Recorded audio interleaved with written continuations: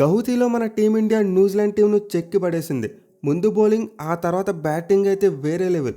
అసలు టార్గెట్ను 10 ఓవర్స్లో కొట్టేయడం ఏంటి? టీ20 క్రికెట్ చరిత్రలో ఎప్పుడూ చూడలేదు. ఫర్ ది ఫస్ట్ టైం ఒక ఫుల్ మెంబర్ నేషన్ టీం 60 బంతులు మిగిలినగా 150+ టార్గెట్ను చేసి చేయడం జరిగింది. అది కూడా చాలా హ్యూజ్ మార్జిన్తో ప్రీవియస్ రికార్డును బ్రేక్ చేసి పడేశారు. ప్రీవియస్గా చూసుకుంటే వెస్టిండీస్ వాళ్ళు కొట్టారంటే 2024లో సౌత్ ఆఫ్రికా టీం సెట్ చేసిన 150+ టార్గెట్ను 37 బాల్స్ మిగిలినగా కొట్టారు. బట్ మన టీమిండియా ఈ మ్యాచ్లో ఏకంగా 60 బాల్స్ మిగిలినగా కొట్టేశారు. అంటే మన బ్యాటింగ్ విధ్వంసం ఏ రేంజ్లో జరిగిందో ఆలోచించుకోండి. నిజంగా ఒక స్కూల్ టీంను పసికొండ పాకిస్తాన్ టీంను కొట్టినట్టు పిచ్చి కొట్టి పాడేశారు. సో ప్రజెంట్ అయితే ఈ సిరీస్లో మన టీమిండియా అన్స్టాపబుల్. మ్యాచ్కి మన వాళ్ళ డామినేషన్ పెరుగుతుంది, కానీ ఎక్కడ న్యూజిలాండ్ టీం కాంపిటీషన్ ఇవ్వలేకపోతున్నారు. First match okay, second match domination, third match war one side. అసలు ఈ మ్యాచ్లో మన వాళ్ళ batting, bowling, fielding completely Kiwis టీంను అవుట్ప్లే చేసి పాడేశారు.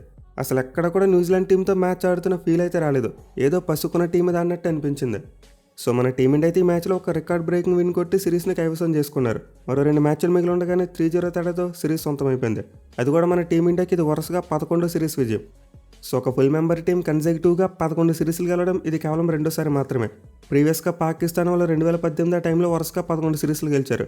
బట్ ఈ సిరీస్ విక్టరీ ద్వారా మన టీమిండియా ఆ రికార్డుని ఈక్వల్ చేసింది. నెక్స్ట్ సిరీస్లో ఆ రికార్డును కూడా లేపేస్తారనుకోండి, వేరే విషయం. అలాగే హోమ్ సాల్ మ్యాచ్ చూసుకుంటే మన టీమిండియాకి ఇది 10వ కన్సెక్యూటివ్ సిరీస్ విన్. అండ్ ఇప్పటివరకు ఏ టీం కూడా అలాంటి గన్స్ సాధించలేకపోయింది. సో ప్రజెంట్ టీ20 ఫార్మేట్లో మన టీమిండియా ఒక డిఫరెంట్ ప్లానెట్ మీద ఆడుతున్నారు. అసలు మన టీంతో మ్యాచ్ ఆడాలంటే వేరే టీంలు భయపడేలా చేస్తున్నారు మన వాళ్ళు. లాస్ట్ మ్యాచ్లో స్టార్టింగ్లోనే 2 వికెట్లు కోల్పోయినప్పటికీ 200+ టార్గెట్ని చాలా ఈజీగా కొట్టేశారు. ఇన్ఫాక్ట్ ఫాస్టెస్ట్ చేసి చూసాం. ఇప్పుడు ఈ మ్యాచ్లో చూసుకుంటేనేమో ఫస్ట్ ఓవర్ ఫస్ట్ బాల్కి వికెట్ పడిపోయింది. బట్ అయినా కానీ మన వాళ్ళు 10 ఓవర్స్లో టార్గెట్ని కొట్టేశారు. ఎక్కడ కూడా స్లో డౌన్ అవుదాం, మెల్లగా కొడదాం, సిరీస్కి వెళ్తామని లేదు. వచ్చారు, మొదలెట్టారు, న్యూజిలాండ్ బౌలర్స్ని చితక్కొట్టి చింతకాయ పచ్చడి పెట్టేశారు. బట్ ఎనివే ఈ మ్యాచ్లో మన టీమిండియా బ్యాటింగ్ అంటే బౌలింగ్ని చాలా మెచ్చుకోవాలి. ఎందుకంటే ఈ సిరీస్లో మన వాళ్ళు ఇంప్రూవ్ కాని ఏదైనా ఉందంటే అది బౌలింగే. ఫస్ట్ 2 మ్యాచెస్లో కూడా చాలా రన్స్ ఇచ్చారు. బట్ ఈ మ్యాచ్లో మాత్రం మైండ్ బ్లోయింగ్ బౌలింగ్ చేశారు. అది కూడా మన స్టార్ బౌలర్ జస్ప్రీత్ బుమ్రా ఒక ఎక్సలెంట్ స్పెల్ వేశాడు. అండ్ దెన్ రవి బిష్ణోయ్ అసలు మైండ్ బ్లోయింగ్ కంబ్యాక్ అవుతుంది. సో ఈ మ్యాచ్లో అయితే మన టీమిండియా టాస్ గెలిచింది, ముందుగా ఫీల్డింగ్ తీసుకున్నారు. అండ్ టీంలో మార్పులు చూసుకుంటే అగైన్ 2 మార్పులు జరిగాయి. అది కూడా మెయిన్ బౌలర్స్ అయిన హర్షదీప్ సింగ్ మరియు వరుణ్ చక్రవర్తి ఇద్దరికి రెస్ట్ ఇచ్చారు. వాళ్ళ ప్లేసెస్లో జస్ప్రీత్ బుమ్రా మరియు రవి బిష్ణోయ్ ఇద్దరు ప్లేయింగ్ లోన్లోకి వచ్చారు. అయితే మన వాళ్ళు చూసుకుంటే కొత్త బాల్ను బుమ్రాకి కానీ హార్దిక్కి కానీ ఇవ్వలేదు. ఎవరికి ఇచ్చారు? హర్షిత్ రాణాకి ఇచ్చారు.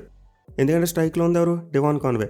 సో ఈ టూర్లీ మ్యాచ్కి ముందు చూసుకుంటే హర్షిత్ రాణా తను బౌలింగ్ చేసిన ప్రతిసారి కాన్వేని అవుట్ చేశాడు. దీంతో ఆ మ్యాచ్ అప్ దృష్టిలో పెట్టుకుని ఫస్ట్ ఓవర్ అతనికి ఇచ్చారు అని జరిగిపోయింది.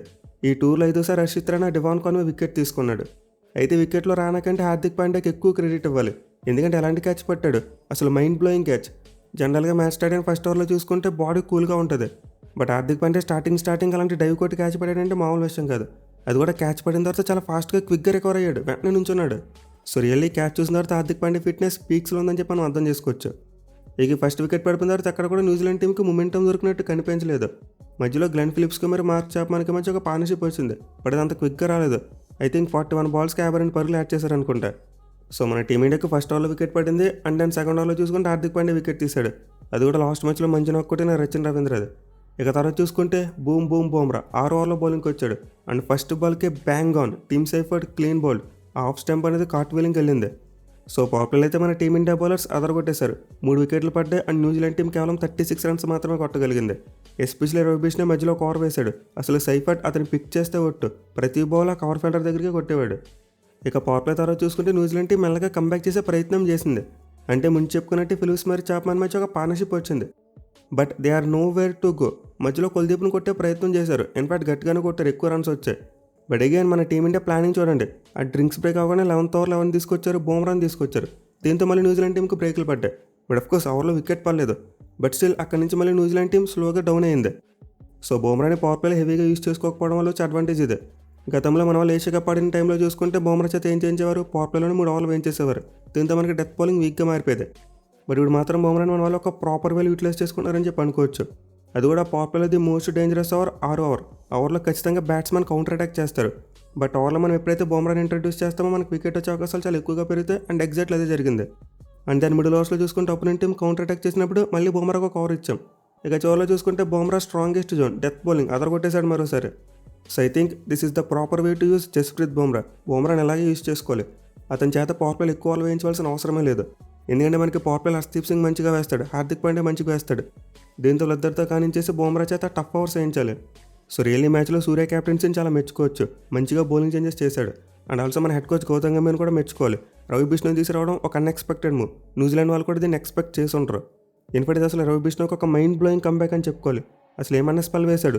4 ఓవర్స్లో 18 రన్స్ మాత్రమే ఇచ్చి 2 వికెట్స్ తీసుకున్నాడు. అది కూడా తన స్టార్టింగ్ 3 ఓవర్స్లో చూసుకుంటే 9 పరుగులు ఇచ్చాడు అనుకుంటా. సో లిటరల్లీ మ్యాచ్లో మనకి వరుణ్ చక్రవర్తి లేనిలో ఎక్కడ కూడా కనిపించలేదు బిష్ణోయ్ వల్ల. తను పిచ్కి తగ్గట్టు బౌలింగ్ను ఫ్లాటర్ ట్రాజెక్టరీలో వేశాడు. అంటే బాల్ పడిన తర్వాత స్కిడ్ అయి వెళ్ళిపోయేది. మెయిల్ నార్మల్గానే బిష్ణోయ్ చాలా క్విక్గా బాల్ వేస్తాడు. అది కూడా ఎక్కువగా గూగ్లీస్ వేస్తాడు. సో దీనివల్ల న్యూజిలాండ్ బ్యాట్స్మెన్ అతని పిక్ చేయలేకపోయారు. మనోడు గూగ్లీ వేస్తాడా లేకపోతే రెగ్యులర్ లెగ్ స్పిన్ వేస్తున్నాడో వాళ్ళకి అర్థమయ్యేది కాదు. ఇన్ఫాక్ట్ గ్లెన్ ఫిలిప్స్ లాంటి ఇన్ఫార్మ్ బ్యాట్స్మెన్ బిష్ణోయ్ని కౌంటర్ అటాక్ చేయలేకపోయాడంటే మనం అర్థం చేసుకోవచ్చు అతను ఏ రేంజ్లో బౌలింగ్ చేశాడు అనేది. సో రియల్లీ ఇది బిష్ణోయ్కి అయితే ఒక అద్భుతమైన కంబ్యాక్. తన స్పెల్లో న్యూజిలాండ్ బ్యాట్స్మెన్ ఒకే బౌండరీ కొట్టారనుకుంటా. అది కూడా శివం దుబే మిస్ఫీల్ చేయడం వల్ల వచ్చింది. ఇక మిగతా బౌలర్స్ చూసుకున్నా చాలా మంచిగా బౌలింగ్ చేశారు. మెయిన్లీ మనం ప్రివ్యూ వీడియోలో మాట్లాడుకున్నాం బుమ్రా కూడా ఈ మ్యాచ్లో టచ్లోకి వస్తే బాగుంటుందని చెప్పి.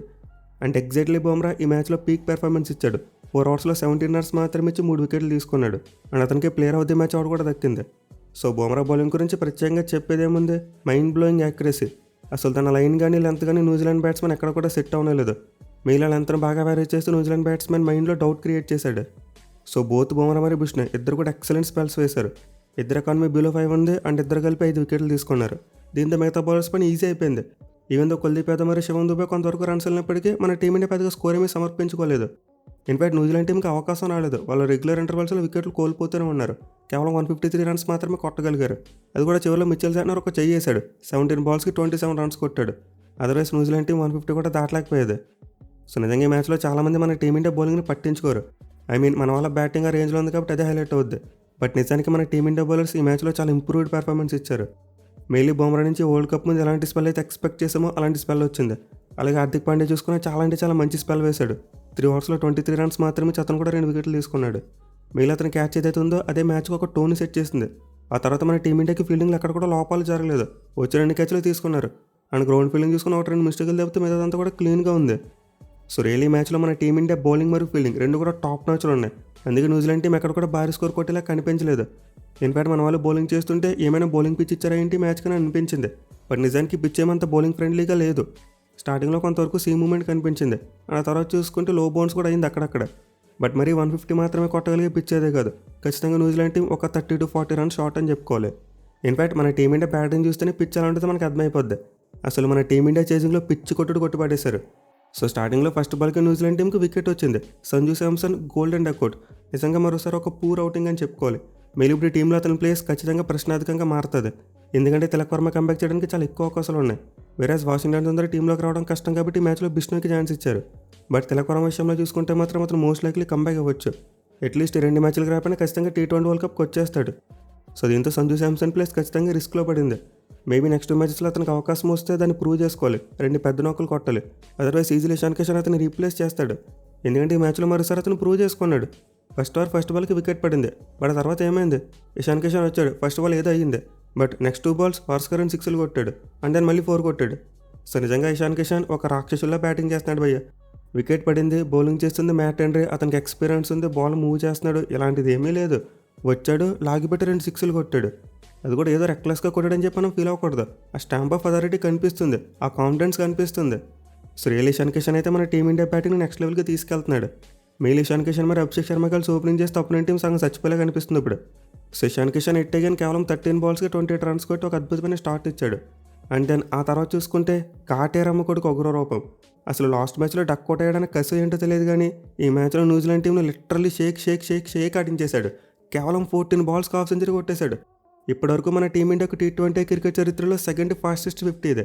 తన గురువు యువరాజ్ సింగ్ కంటే 2 బాల్స్ ఎక్కువ తీసుకున్నాడు అంతే. అదే న్యూజిలాండ్ టీంకి అగైనెస్ట్గా చూసుకుంటే ఇప్పటివరకు ఎవరు కూడా 15 బాల్స్ పిల్ల హాఫ్ సెంచరీ కొట్టలేదు. ఫర్ ది ఫస్ట్ టైం జరిగింది. సో రియల్ అభిషేక్ శర్మ అయితే డక్ కొట్టిన తర్వాత ఈ మ్యాచ్లో మైండ్ బ్లోయింగ్ కంబ్యాక్ ఇచ్చాడు. కేవలం 20 బాల్స్కి 68 రన్స్ కొట్టాడు. మెయిన్ మరోసారి న్యూజిలాండ్ బౌలర్స్ని చాలా తెలివిగా మ్యానిపులేట్ చేశాడు.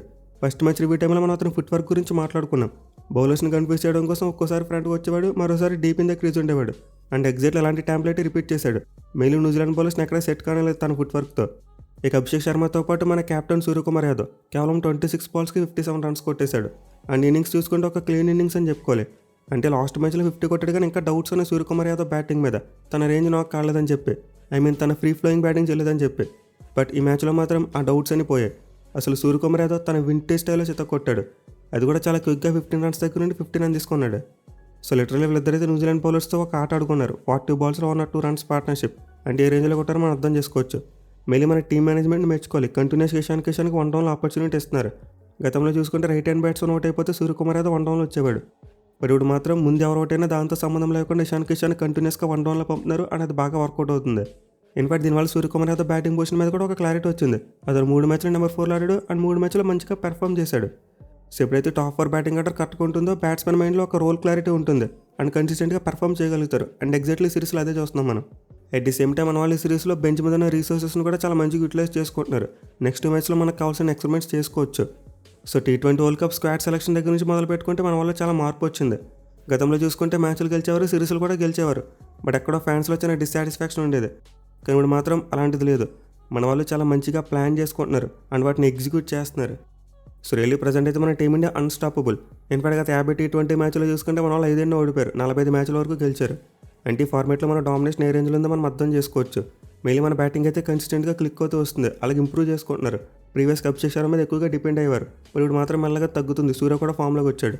వేరేజ్ న్యూజిలాండ్ టీం చూసుకుంటే సిరీస్లో న్యూజిలాండ్ టీంలో కనిపించట్లేదు భయ్య. ఏదో నల్లపట్లు వేసుకొచ్చిన పాకిస్తాన్ టీంలో ఆడుతున్నారు. మెయిన్ మ్యాచ్లో చూసుకుంటే వాళ్ళ బౌలింగ్ రన్ మిషన్ రాఫ్ను గుర్తు చేసింది. అసలు వాళ్ళ ఇన్నింగ్స్లో ఒక బౌలర్ 14 కంటే తక్కువ ఎకానమీతో బౌలింగ్ చేస్తే ఒట్టు. అందరు బౌలర్స్ కూడా కొట్టించుకున్నారు. ఇన్ఫాక్ట్ మన టీమిండియాకి చూసుకుంటే ఈ మ్యాచ్లో చీపెస్ట్ ఓవర్స్ 2 ఉన్నాయి. ఓవర్కి 11 పరుగులు వచ్చాయి. అది కూడా ఇషాన్ కిషన్ వికెట్ పడిన 5 ఓవర్ ఇషోది వేశాడు. అండ్ దెన్ మిచెల్ సాట్నర్ వేసిన 7 ఓవర్. ఈ ఓవర్లో కూడా 11 పరుగులు వచ్చాయి. బట్ మిగతా అన్ని ఓవర్లో కూడా 12 కంటే ఎక్కువ రన్స్ వచ్చాయి. సో జనరల్గా ఒక టీం ఒక ఓవర్కు 11 పరుగులు కొట్టడం ఒక గొప్ప విషయం లాంటిదే. అంటే బిగ్గెస్ట్ ఓవర్గా భావిస్తారు. బట్ ఈ మ్యాచ్లో మన టీమిండియాకు అదే చీపెస్ట్ ఓవర్. అంటే దీన్ని బట్టి మన విధ్వంసం ఏ రేంజ్లో ఉందో మనం అర్థం చేసుకోవచ్చు.